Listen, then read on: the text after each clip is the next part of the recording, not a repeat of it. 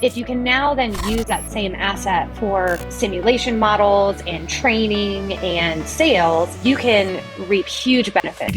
AR, VR expert, co-founder and CEO of VNTANA, Ashley Crowder.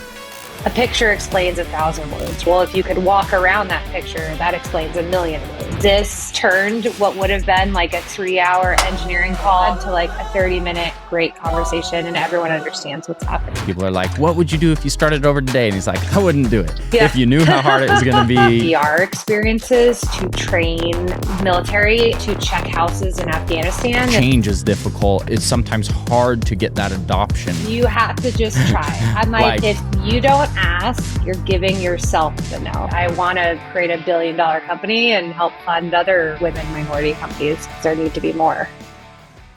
Welcome to another episode of the Reality Capture Network podcast. Today, I'm excited to have Ashley on with us. Thanks for joining. Yeah, thanks for having me. I am excited to dig into a little bit of your story. I think you have some unique projects and technologies that you dig into, but I always like to start with the career journey, even all the way back to like, what did you think you wanted to do growing up? And then we'll hear some of the journey of like how you started getting into the tech and what you're focused on. So take us back a little bit. Yeah, well, I always wanted to start my own company. My dad was an electrician. Lost his job. The company shut down when I was in like kindergarten, first grade, and just he was having trouble finding a job and was like, I'm just going to start my own company. And I watched him grow from him and a friend to, a couple 100-person global construction company. And it was amazing. And I would, ride around in the trucks to job sites on the weekend. So I always wanted to start my own company. I also got really into, I loved seeing how things were made and built. And I also hated writing. So majoring in engineering made sense. So yeah. I didn't know what company I wanted to start, but I ended up majoring in industrial engineering. Because it's all, industrial engineering teaches you like how things are manufactured, made. You get to touch on like a little bit of everything.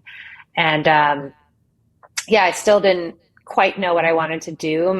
I worked for Northrop Grumman for a bit, and decided that wasn't for me. And then I worked at an oil refinery for a couple years.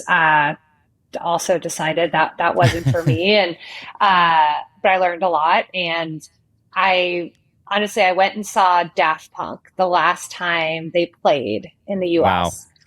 And I had never seen a show like that. They were pioneers in the projection mapping and LED light shows. It just was amazing. And I was like, I have to find out more about how this tech is built. And I went back to my engineering school, and Unity and Touch Designer software platforms were just coming out.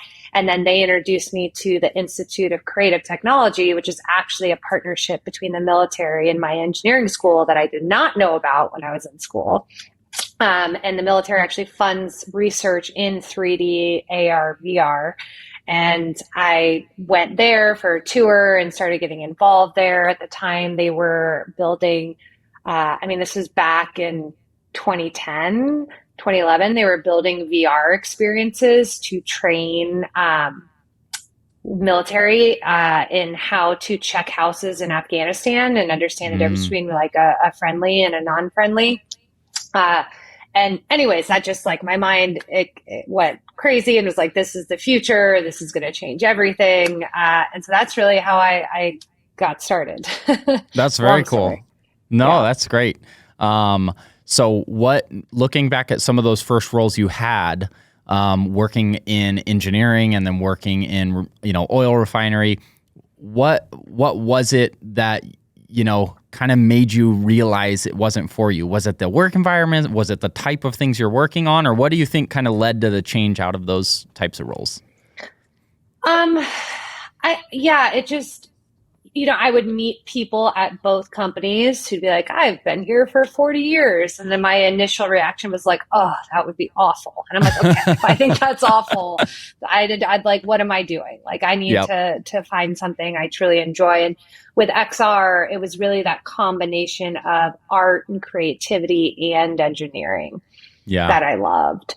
And then, I was 25, had some family things change. It made me really think about, what do I want to do with my life? And, was single and had no mortgage, had no kid.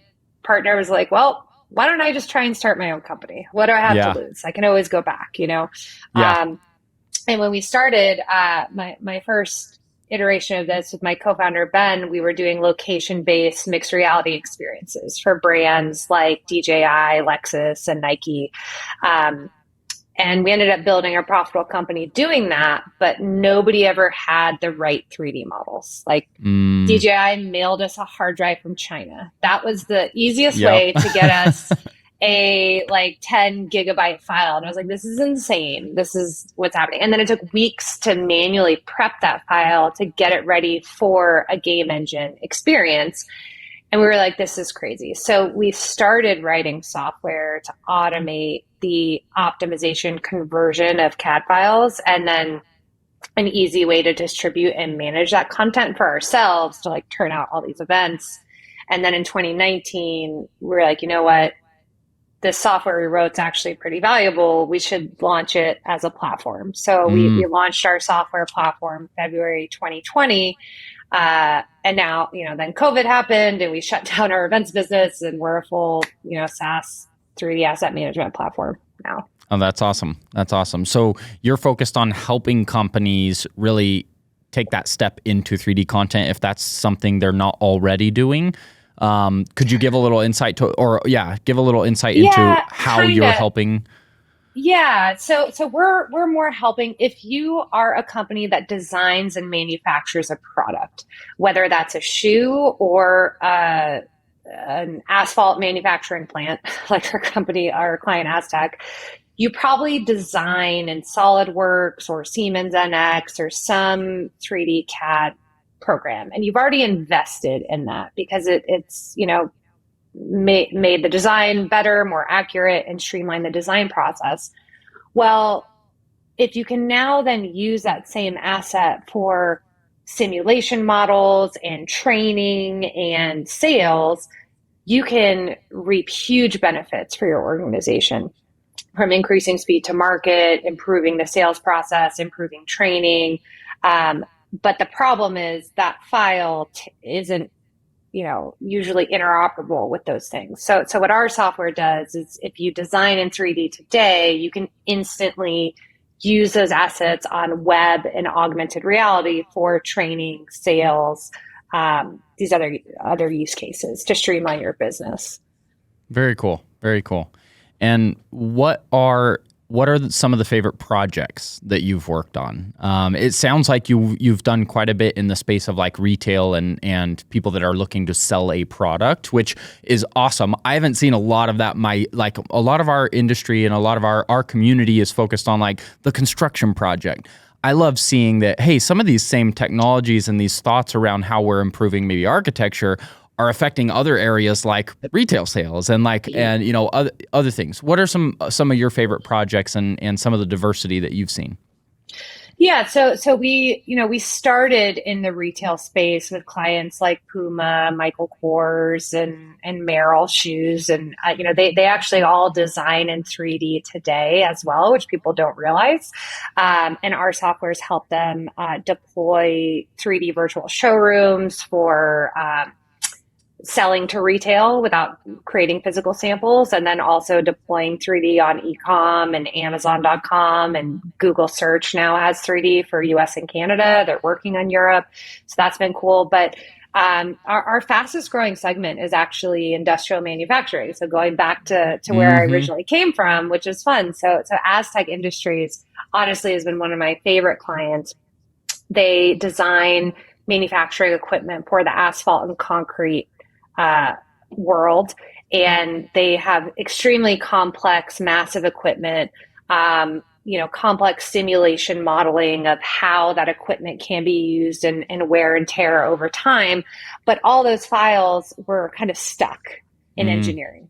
And so they now are uploading all their SolidWorks and ANSYS simulation models to VNTANA, and they can share it with a link. And one of the PhDs there who does all this amazing work in simulation modeling was able to send a link to their CEO, and he actually could open a simulation model on his phone. And he was like, "Oh my God, this is amazing. I've never been able to see this." Because if he didn't have access to the simulation or CAD software, you couldn't actually open it, which is crazy. Yep. They were like sending screenshots and pictures. And so it's given visibility to all the work that this simulation group is doing in the organization, which was huge. It allowed them to easily share that knowledge and links with their customers to improve the ongoing maintenance and just training of their customers and how the equipment works. They're starting to look at, can I just send a link for someone on site to improve maintenance and understand which part to replace, as well as improving training within the organization to walk through the complex equipment with hotspots to understand how it works.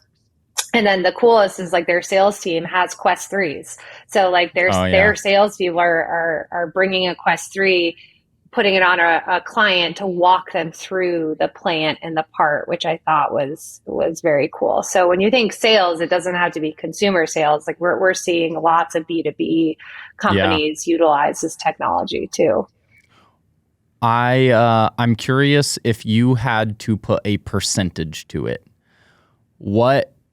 What would you say the percentage of companies that should or could or will implement this type of process? I think it's fairly low, but I definitely see the adoption growing. And obviously, once people do it, they see the benefits. But where would you say you think are percentages on companies that have adopted that process so far? From design through to training and sales? I have no idea. I think it's probably a guess. It's definitely more of the enterprises, I would say for sure. And I think it's higher than you think. Because I know the Northrops of the world, Boeing, even Coca-Cola, and these like they are using this. It might be a small percentage of the organization today. So maybe, 10, 15% of an organization, but I truly believe like out of the Fortune 500, I think 50% are using 3D in some way, maybe even more. If you consider like the design team. Correct. Yeah. I think there's those different aspects. Like I love this idea like you're talking about though, where it's almost, they really start to understand the data that they have and the different ways to use it. Like in the industrial example, right? Not only to have this model of the equipment to showcase, but to actually be able to use on the side or use for simulation or use for training or use, I still seem to find a lot of companies, at least in the AEC type space, that are, they're on CAD drawings and they're, they're losing historic information through the change of generations too. It's fun to see, okay, how can we use these technologies to not only fill gaps or maybe improve a sales process, but there's this big change I think that we see happening of who is entering the workforce now and how do they want to work. Yeah. And I was just at Mine Expo last week with some of our other clients in the mining industry, to the point of like, it's all, almost everyone I talk to there, they are designing in SolidWorks or Siemens NX. And they're starting to realize this interoperability issue that we're really about to solve. Being like, one of our clients is like, I was on a call with our biggest client. They require all these custom cranes and they need to be able to see how the crane fits in the build. And they were like, we've invested in SolidWorks, but we can't share the files with anybody. And they were like, we've solved that. Need VNTANA. And so that was really exciting.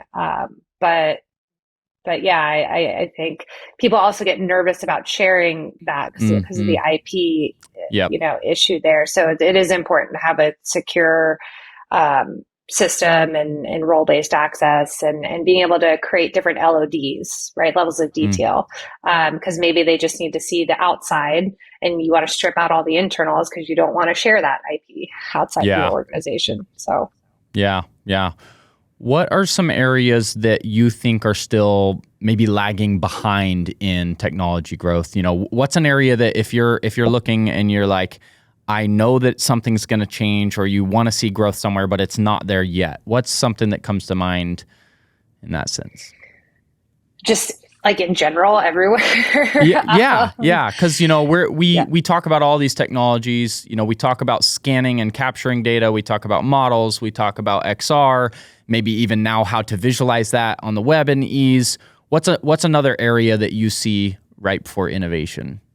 Yeah, I mean, I think the most interesting, and I forget who said this, but to get the fastest adoption, it's like you actually need like incremental change, right? So it's how do we make incremental change to slightly improve the way people are working today, which is why I think WebGL and web-based 3D and XR is so important, because everyone is used to having their phone, on a daily basis to quickly pull up information.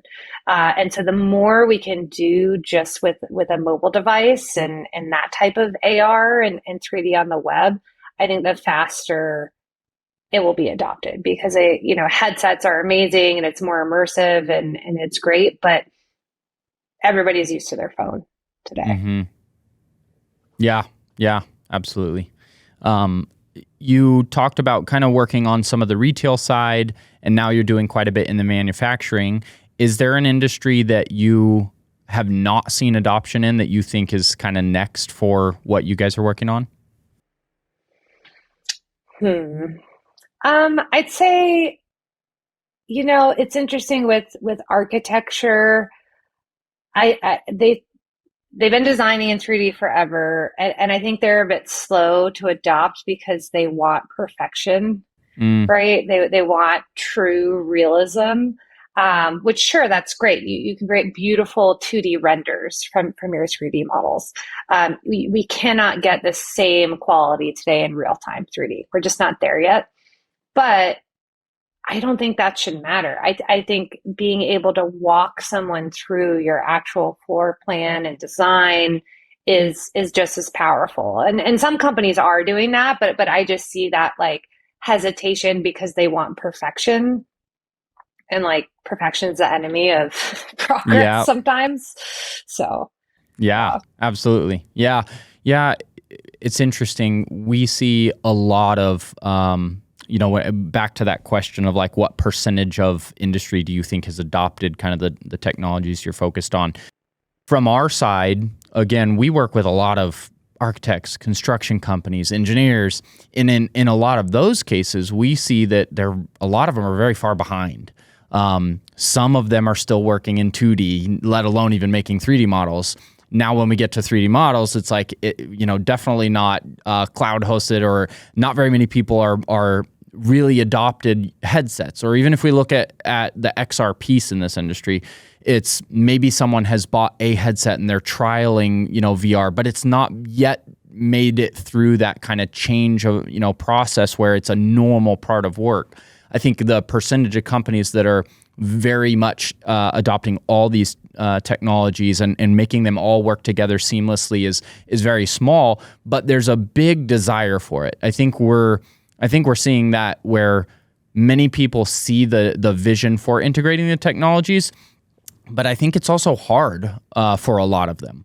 The change of, if you're a large engineering company using an old process, right, and you have everyone's used to drafting in 2D, the process to now train all these people or change systems, many people I think hit that roadblock where change is difficult, and so it's sometimes hard to get that adoption. But I think it leaves a lot of room for opportunity. Yeah, I mean, if you're an organization looking to move towards 3D, you definitely need champions from the top making this a priority, and the champions who are actually doing the work, because often I see, unfortunately, that this just becomes an add-on to somebody's already full day, and that's hard. That's one of the biggest things I'm excited about AI with, is to help automate some of this content creation. And it's not perfect, but maybe it can get 2D CAD to 3D 80% of the way, and then the engineers can fix the errors and stuff. So I'm excited about that. And then it is important, that's why we often work with the CIO or the CTO, because it's your existing IT infrastructure was built for 2D content. Mm-hmm. It was built for PowerPoint and Excel. And that's really where we come in with VNTANA. You could either use us as your full 3D asset management platform, or we're really componentized. So we help upgrade existing IT infrastructure. We can just bolt on, because 3D requires, you need a 3D viewer to see what you're looking at. You need some automated 3D conversion and optimization tools to actually view and see that 3D asset in the different places you want. So there's just new IT infrastructure required to really be able to leverage that content across your organization. Yep. Yeah. Yeah. What would you say to entrepreneurs that are, I know that's even an original thing in your story here, was that drive for wanting to build something, wanting to, build a business. You got to see some of that, even growing up. What would you say to those that are kind of interested in doing the same, but starting a business is hard. It's scary. I think we see a lot of people that maybe stay stuck in a role that they don't even really enjoy, but there's hesitation, there's fear, what's some of the advice you would give kind of that you've learned through your journey to other, young people starting out? Yeah, start with a minimum viable product and see if people are interested. Whatever your idea is, boil it down to the most simple thing that you can execute in the lowest cost way, and see if people are interested in buying it. I think I sold some holograms before we had even had tech. And I called my co-founder, Ben. I was like, I have good news and I have bad news. Good news is I sold a hologram. Bad news, we need to figure out how we're actually going to deploy this. So, yes. But being able to test it, and, if you can always go back, and get a job. I think, to be honest, most entrepreneurs start because they have no idea the journey that's ahead of them. I've been working with my co-founder for 12 years now. It's wild, but it's fun. So pick something you're passionate about, and it's going to keep you going, because it is a roller coaster. But I think it's worth it and fun. So yeah. What would you say is that why, or that reason for you that keeps you excited about work, and that continued push? Entrepreneurship is a journey, right? It's a roller coaster. It is difficult. I love, I've watched some recent interviews with NVIDIA CEO, and, people are like, what would you do if you started over today? And he's like, I wouldn't. I wouldn't do it. If you knew how hard it was going to be, you wouldn't plan to do it. But I think that's the thing that makes a difference for a lot of entrepreneurs or successful businesses, is there's something deeper as to why people are doing it, or they're working on something that they love. What is it for you that, is kind of your passion behind the scenes? Yeah, I think for me, it's a couple of things. I love the combination of art and engineering, and, 3D graphics is exactly that. I think the other side of it, I am a woman engineer, technical founder, just being out there trying to prove that we could do it. I want to create $1 billion company and help fund other women minority companies, because there need to be more. And I think that chip on my shoulder drives me, because I've got to do it. That's awesome. I want to succeed and be an example, to my own daughter of what's possible. So that's very cool. I love that. I believe you have some patents. Is that correct? Yes. Tell us a little bit about that. I feel like you have some really incredible work, and that maybe not very many people in our community know about. I'd love to hear about some of it. What are some of the patents or those special things that you've worked on that you've accomplished? Yeah. So I think over the years we've filed like 14 patents, all granted. We've combined some since.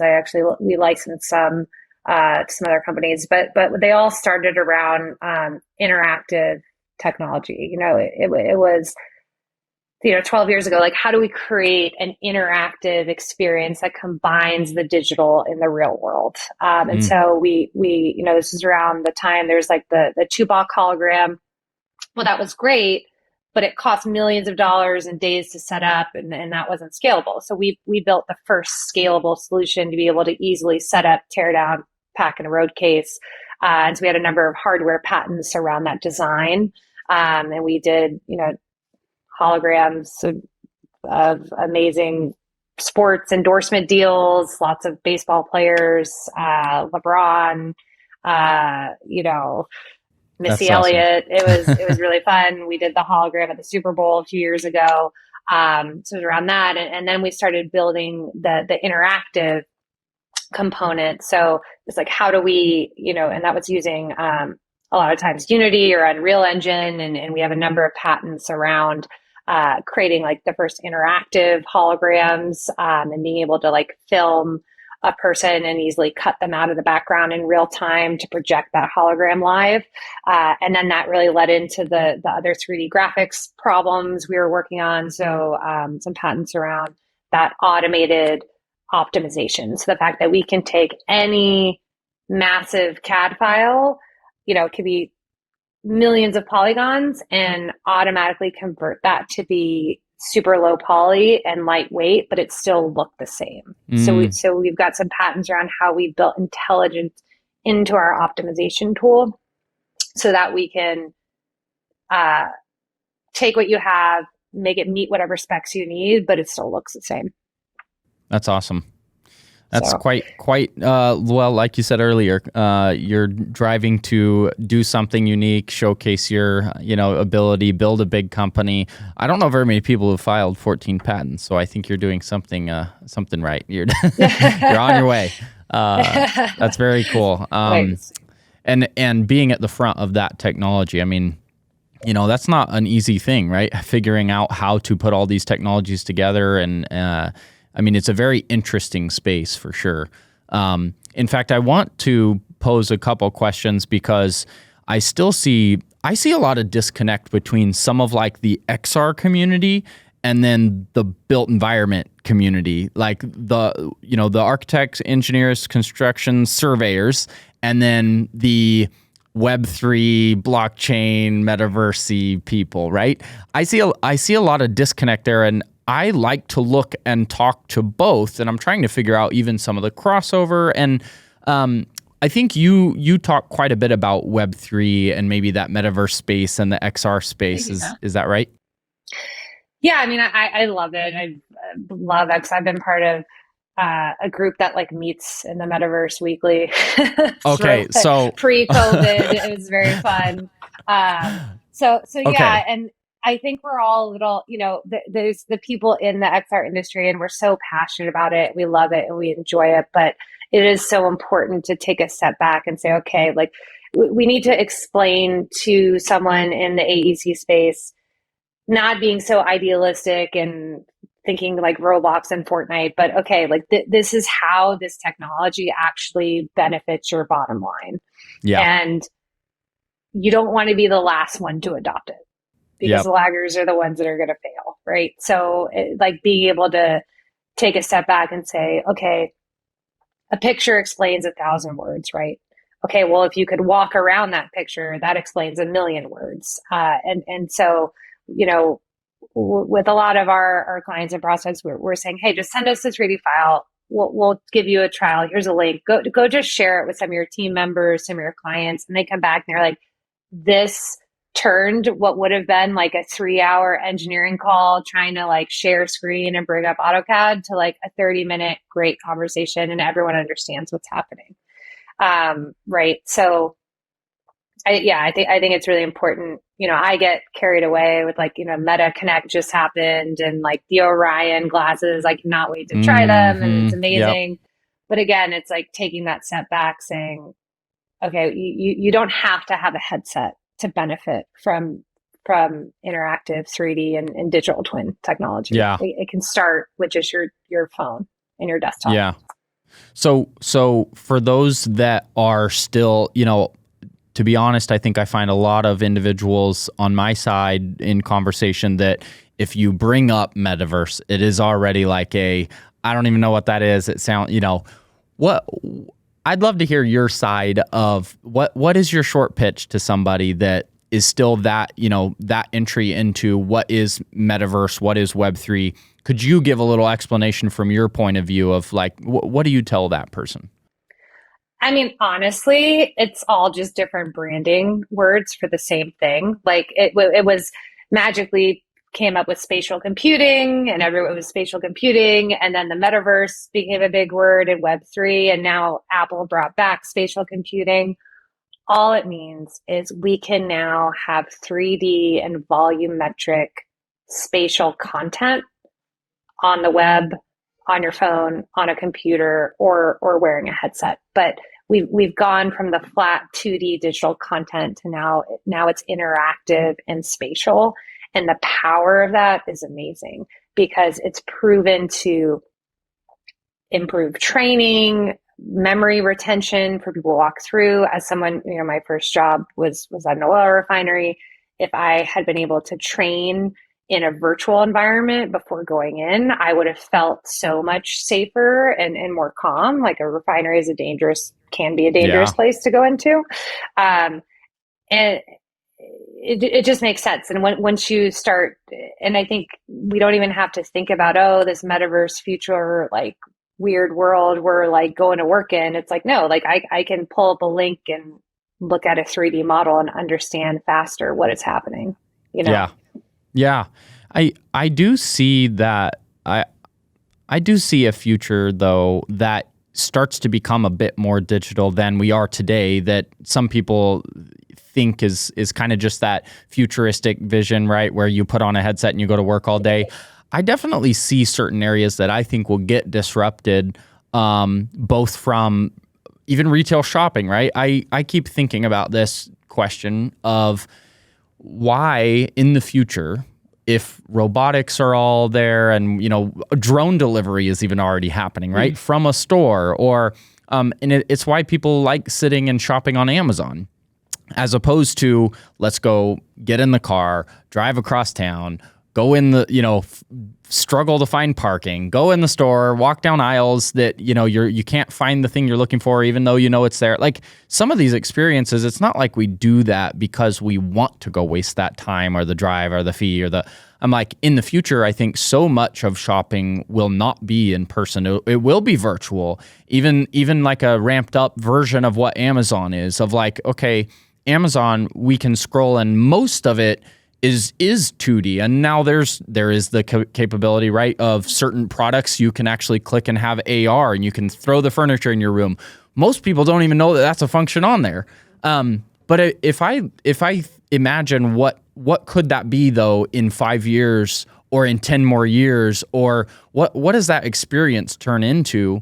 And this idea of actual immersing yourself in a shopping environment or having these avatars or seeing realistic things put on that avatar, like that idea of shopping in that way, I think will happen. What is your thought on that kind of path?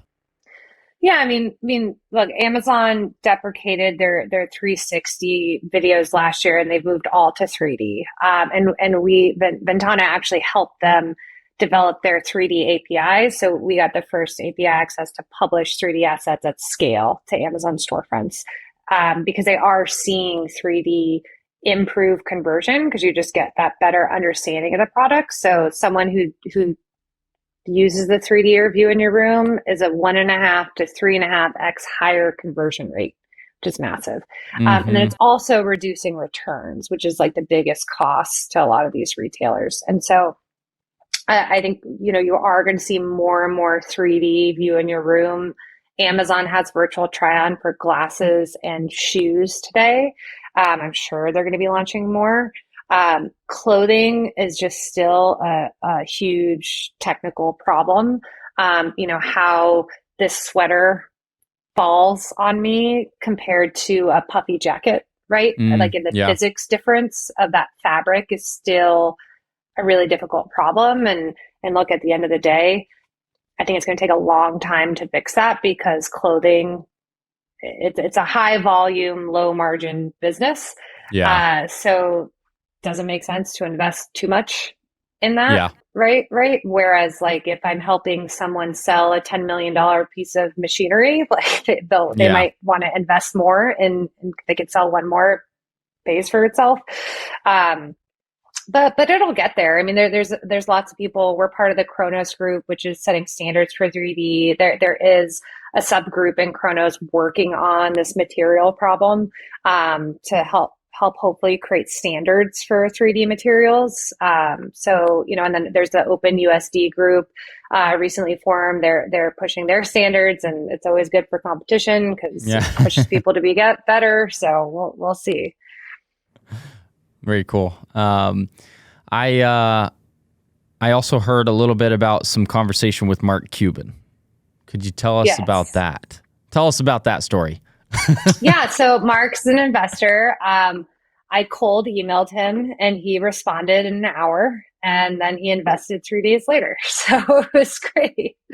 But yeah, I mean, he has done a lot. This was in 2022, he was doing a lot of investing and talking a lot about like the NFT space. And so yeah, I emailed him and explained, hey, you believe in the value of content. Well, we help make 3D content interoperable. And this is essential to the other, areas you've invested, because if you can't easily share and use that 3D asset in all these different virtual places, the value of that asset is less. And so, I sent him an email. I sent him a link to a talk I gave about the importance of 3D interoperability. And he was like, this is interesting. What's your revenue? What's this? Blah, blah, blah. And I just emailed him back, and we ended up investing. So that's one of those stories that you're like, yeah, you just have to try.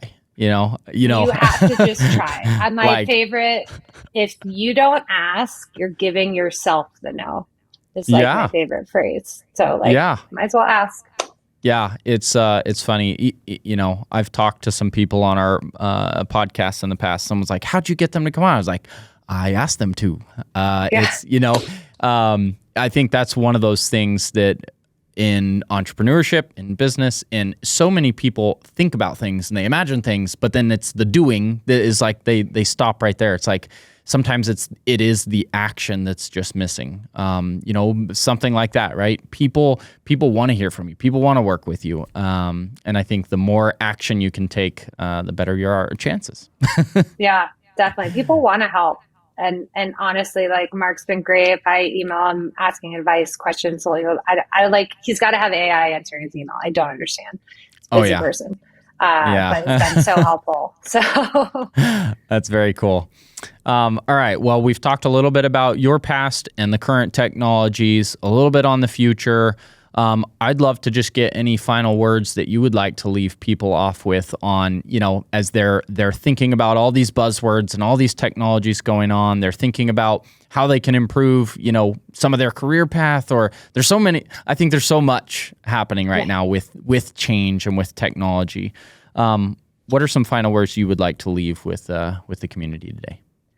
Yeah, I mean, I'd say if you're looking at trying to get your organization to adopt more of this technology, think about what are those incremental steps. It doesn't have to be this huge overhaul. It's like, let's start, does your organization design in 3D today? Go talk with that team. See what 3D models you have, and then where you can take those. The other advice is, what are some key KPIs your organization has, and how can you tie 3D into that, so that there's buy-in across the organization, and you get some other internal champions to support you, because it's going to affect, their KPIs at the end of the day. So. Yeah, that's a great one. Yeah, I mean, especially, again, like you said, helping tie those points of where the value is going to be. And I think the other one is when you can tie it to multiple points too, right? I know you mentioned that earlier in our conversation, that idea of like, hey, a model's not just for engineering, it's not just for training, but like if you can learn how to take these technologies and make it beneficial to multiple people, you're going to make, much higher ROI. The investment is now spread across groups. It really helps scale the adoption. So love those final words and really appreciate you coming on and sharing some of your story today. Yeah, thanks so much for having me. All right, we'll talk again soon.